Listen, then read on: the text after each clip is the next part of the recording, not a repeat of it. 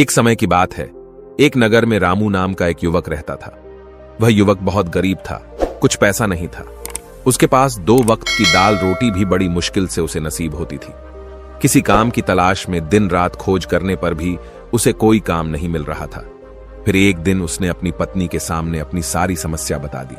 उसने अपनी पत्नी को कहा, मैं जिस जगह भी काम मांगने के लिए जाता हूं तो हर कोई मुझे यह कहकर काम नहीं देता कि हमारे यहां काम की जरूरत नहीं है। मैं काम की तलाश कर करके थक चुका हूं। मुझे समझ नहीं आता कि मैं तुम लोगों का पेट कैसे भरूं, अपने बच्चों को कैसे पालूंगा, और यह चिंता मुझे दिन रात खाए जा रही है।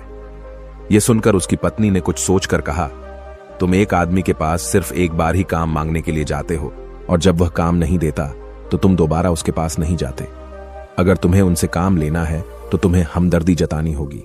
तुम्हें उनसे हमदर्दी हासिल करनी होगी, अपनी गरीबी दिखानी होगी, ताकि वह लोग तुम्हारी मजबूरी समझकर तुम्हें काम पर रख ले।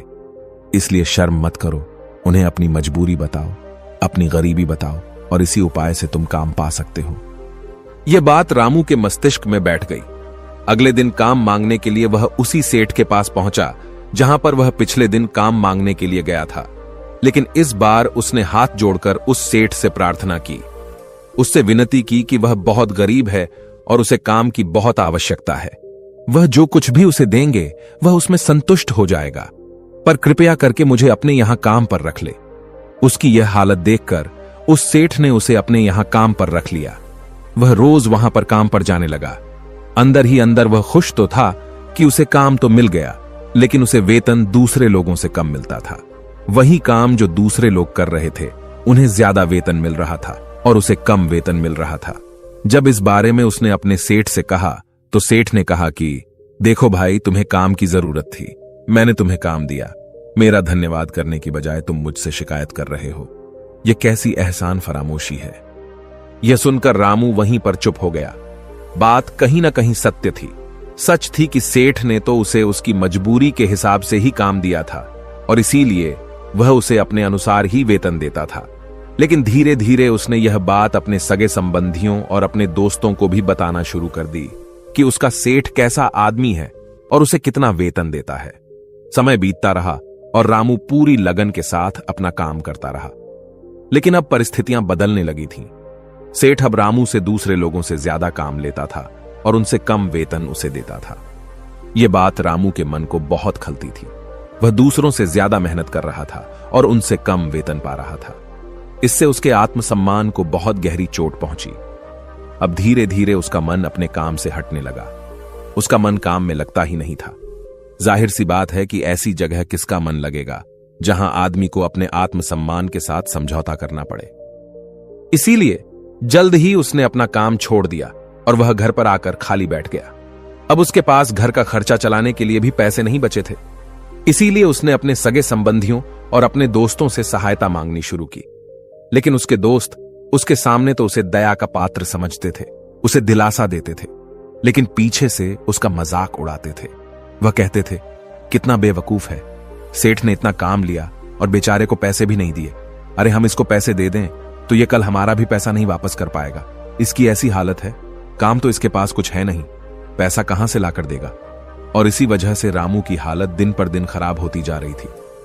अब वो दिन रात तनाव में रहने लगा।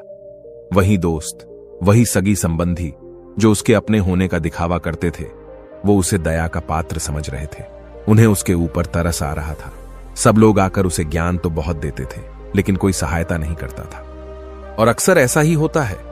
ज्ञान देने वाले तो बहुत मिल जाते हैं, लेकिन मदद करने वाले, उंगली पकड़कर हाथ पकड़कर आगे चलाने वाले कितने लोग मिलते हैं। फिर एक दिन उसे पता चला कि पड़ोस वाली गांव में एक बौद्ध भिक्षु आया हुआ है जो बहुत ही ज्ञानी है। रामू इतना तनाव में था कि उसे कोई रास्ता नजर नहीं आ रहा था। इसीलिए जाने अनजाने में वह उस बौद्ध भिक्षु के पास पहुंच जाता है। वहां पहुंचकर वह सीधे उनके पैरों में गिरकर रोने लग जाता है। वह रोते रोते उन्हें अपनी सारी परिस्थिति बताता है। उसे बताता है कि किस तरह उसके सेठ ने उसका फायदा उठाया और उसके सगे संबंधी उसके साथ कैसा व्यवहार रखते हैं। सारी बातें सुनकर बौद्ध भिक्षु ने उसे चुप कराते हुए कहा, बेटा, ये सारी समस्याएं तुम्हारी बुद्धिहीनता, तुम्हारी मूर्खता के कारण उत्पन्न हुई है। अगर तुम्हारे अंदर समझ होती और तुम समझदार होते तो इनमें से एक भी समस्या तुम्हारा मन को दुखी नहीं कर सकती थी। लेकिन तुमने अपने अविवेक के कारण, अपनी मूर्खता के कारण खुद ही अपने रास्ते में कांटे बिछा दिए।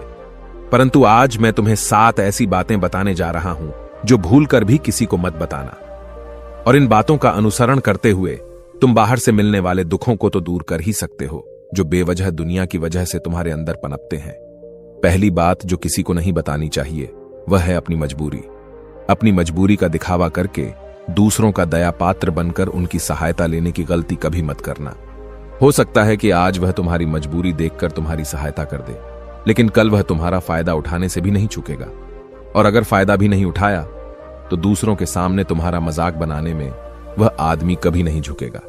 इसीलिए कभी भी अपनी मजबूरी का दिखावा मत करो। अगर घर में 2 रोटी है, सूखी रोटी है, तो वहीं खाकर सो जाओ, लेकिन दूसरों को इसके बारे में भनक तक नहीं लगनी चाहिए। जरा आप खुद सोचो, मजबूरी बताने का क्या कारण होता है एक इंसान का? या तो वह दूसरों से सहानुभूति हासिल करना चाहता है या उनसे कोई आर्थिक मदद चाहता है। लेकिन अगर दोनों ही परिस्थितियों को आप देखें तो दूसरा आदमी आपका फायदा उठाने से नहीं चूकेगा, और अगर वह फायदा नहीं भी उठाएगा तो अपनी नजर में तो वह आपको मूर्ख ही समझेगा, बेवकूफ समझेगा, और दूसरों के सामने आपका मजाक तो जरूर बनाएगा। इसीलिए अपनी मजबूरी के बारे में कभी किसी को मत बताना। दूसरी बात जो किसी को भी नहीं बतानी चाहिए वह है अपनी अतीत की गलतियां और भविष्य की रणनीतियां। जरा सोचो कि अगर हम अपने अतीत की गलतियां किसी दूसरे को बताते हैं तो उसका क्या प्रभाव होगा। वह गलतियां तो ठीक नहीं की जा सकती, जाहिर है, तो उन्हें बताने का क्या कारण रह जाता है? आप अपने अंधेरे पक्ष को खुद दुनिया के सामने बता रहे हो, खुद अपनी गलतियां दूसरों के सामने बता रहे हो। इससे उस आदमी की नजर में आपका चरित्र कमजोर हो जाएगा और वह भविष्य में हमेशा आपको उसी नजरिए से देखेगा। इसीलिए किसी भी आदमी की नजर में अपना चरित्र गठित मत होने दो। और जरा सोचो कि आप व्यर्थ में ही अपने भविष्य की रणनीतियां दूसरों के सामने बता रहे हो, जो लोग आपके काम का हिस्सा ही नहीं है। उनके सामने अपने भविष्य की रणनीतियां, अपनी डींगे हाँकने का क्या फायदा? वह लोग आपकी सहायता तो नहीं करेंगे, लेकिन आपकी भविष्य की रणनीतियों में बाधा जरूर बन सकते हैं। आप खुद अपनी विवेक का इस्तेमाल करिए और सोचिए कि आपके साथ भी ऐसा हुआ है कि आपने अपनी भविष्य की रणनीति किसी को बताई हो और वह कामयाब ही ना हुई होगा। जरा गौर से सोचिए। तीसरी बात जो किसी को नहीं बतानी चाहिए वह है अपने घर की बातें। जो भी हमारे घर के अंदर हमारी परिवार के साथ होती है, हमारे माँ बाप के साथ, हमारी पत्नी के साथ, हमारे बच्चों के साथ, वह बातें परिवार तक ही सीमित रहनी चाहिए। अगर आप इन बातों का दूसरों के सामने ढिंढोरा पीटते हो तो दूसरों को आपके घर में घुसने का एक मौका मिलता है और वह इसका फायदा उठाने का कभी नहीं चूकते।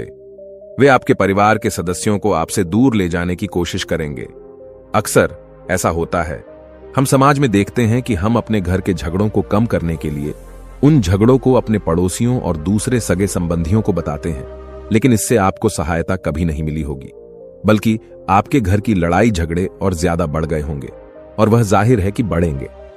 अगर आप अपने माँ बाप की बात दूसरों को बताएंगे तो आपकी माँ बाप को बुरा लगेगा, यही कि हमारा बेटा हमसे बताए बगैर दूसरों को यह बातें बता रहा है। इसीलिए अपने घर की बातें और अपने घर की लड़ाई झगड़े किसी के सामने मत बताना। अगली बात जो मैं आपको बताने जा रहा हूं, जो किसी को नहीं बतानी चाहिए, वह सुनने पर बहुत अजीब लग सकती है, और वो है कि आप अपनी आमदनी किसी को मत बताना। अब अपनी आमदनी ना बताने के पीछे क्या कारण हो सकता है? जरा सोचिए कि आप अपनी आमदनी अपने दोस्तों को बता देते हैं तो इस हालात में केवल 2 बातें हो सकती है। या तो आपकी आमदनी उनसे ज्यादा हो सकती है, या तो फिर आपकी आमदनी उनसे कम हो सकती है। अगर आपकी आमदनी उनसे ज्यादा है तो जब आपके दोस्तों को जरूरत पड़ेगी तो वह सिर्फ आपको ही याद करेंगे, क्योंकि उनको पता है कि अगर आपकी आमदनी ज्यादा अच्छी है तो आप ही उनकी मदद कर सकते हैं, और इसीलिए ज्यादा लोग आपसे सहायता मांगेंगे। और जब आप उनकी सहायता नहीं करेंगे तो वह सोचेंगे कि इस आदमी के पास पैसे हैं, मेरी सहायता कर सकते हैं, लेकिन यह फिर भी मेरी मदद नहीं कर रहा है, और इसीलिए आपकी आमदनी आप दोनों दोस्तों के बीच एक झगड़ों का कारण हो सकती है। और इसी जगह आपकी कम आमदनी होगी तो लोग मजाक उड़ाएंगे, वह आपको कमजोर भी समझ सकते हैं, और ऐसी हालत में बहुत कम लोग मिलते हैं जो आपके पीठ पीछे आपका मजाक न बनाए, और ज्यादा होगी तो सहायता मांगेंगे। तो अपनी आमदनी बताने में दोनों हालातों में आपको ही परेशानी होगी, इसीलिए अपनी आमदनी बताने की कोई जरूरत नहीं है। अगली बात जो मैं आपको बताने वाला हूं उसे अपनी गांठ बांध लेना और किसी को यह बात मत बताना। अपनी कमजोरी और अपनी ताकत अक्सर इंसान को पता नहीं होता है कि उसकी कमजोरी या उसकी ताकत क्या है। लेकिन अगर आपको अपनी कमजोरी और अपनी ताकत पता है तो पहली बात तो आप बहुत ही बुद्धिमान आदमी हैं, और दूसरी बात कि आपको यह बातें किसी को पता नहीं लगने देनी है, क्योंकि अगर आपकी कमजोरियां दूसरों को पता चल गईं और अगर भविष्य में आप दोनों दुश्मन बन जाते हैं तो वह आपकी कमजोरियों का फायदा उठाएंगे, और अगर उनको आपकी ताकत पता चल गई तो वही ताकत आपकी कमजोरी बन जाएगी, क्योंकि वह ताकत दूसरे आदमी को पता है और वह ताकत का तोड़ भी आज नहीं तो कल ढूंढ ही लेगा, क्योंकि हर शेर का सवा शेर होता ही है। ऐसा भी हो सकता है कि इसके बाद आपको उनसे हमेशा दब के रहना पड़े। अगली बात जो किसी को नहीं बतानी चाहिए वह है अपने मित्रों और दुश्मनों के बारे में। अपने मित्रों के साथ बात करना और उनके साथ अपने दोस्तों और दुश्मनों के बारे में आपके अनुभव और विचारों को बताना अच्छा हो सकता है, लेकिन ध्यान और सावधानी से अगर आप अपने मित्रों के बारे में दूसरों को बताते हैं तो वे आपके मित्रों के साथ खिचड़ी पका सकते हैं और आपको धोखा दे सकते हैं। आपके गहरे मित्रों को आपसे दूर करने का प्रयास कर सकते हैं। आमतौर पर सामान्य लोग ऐसा नहीं करते, लेकिन आपके दुश्मन ऐसा करने की कोशिश कर सकते हैं। वे आपके गहरे मित्रों को आपसे दूर करने की कोशिश कर सकते हैं। दूसरी ओर आपके शत्रु के बारे में भी किसी को नहीं बताना चाहिए, क्योंकि आज का मित्र कल आपका दुश्मन बन सकता है और वह आपके दुश्मन के साथ मिलकर आपको हानि पहुंचा सकता है और धोखा दे सकता है। इसलिए अपने सबसे अच्छे दोस्तों के बारे में भी अपने दुश्मनों के बारे में कभी बात नहीं करनी चाहिए। आखिरी बात में मैं यह कहना चाहता हूं कि जब आप दान करते हैं तो उसके बारे में भी किसी को मत बताएं, नहीं तो दान करना व्यर्थ हो जाता है, बेकार हो जाता है। जब आप अपने दान का ढिंढोरा पीटते हैं तो आप यह बता रहे होते हैं कि आप कितने बड़े दानी पुरुष हैं, और यह आपके अंदर एक अहंकार पैदा करेगा। इसीलिए दान जितना गुप्त रूप से किया जाए उतना ही अच्छा होता है, उतना ही फलदायी होता है। ऐसा कहा जाता है कि जब आपका बायां हाथ दान कर रहा हो तो दाएं हाथ को भी ना पता चले कि बायां हाथ दान कर रहा है। बौद्ध भिक्षु ने रामू को जो 7 बातें बताईं, उनमें संसार के सभी सिद्धांत छिपे हुए हैं। इन बातों का पालन करते हुए आप अपने घर में सुख शांति बना सकते हैं और घर के झगड़े हमेशा के लिए दूर कर सकते हैं। और हमारा कहानी सुनाने का मकसद यही है कि आप और ज्यादा जागृत रहे। आप खुद उन बातों के बारे में सोचें और हमें कमेंट में जरूर बताएं कि आपको ये बातें सच लगी या नहीं, और इनके अलावा भी अगर आप कुछ जानते जो हम यहां बताना भूल गए हैं तो उन बातों को भी कमेंट सेक्शन में जरूर डालें। उम्मीद है कि आपको यह वीडियो पसंद आई होगी। इसी के साथ मैं आपका शुक्रिया करता हूं पूरी वीडियो देखने के लिए, और वीडियो को एक लाइक करना मत भूलिएगा। तो चलिए मिलते हैं अगली वीडियो में फिर एक नई कहानी और एक नए मैसेज के साथ। नमो बुद्धाय।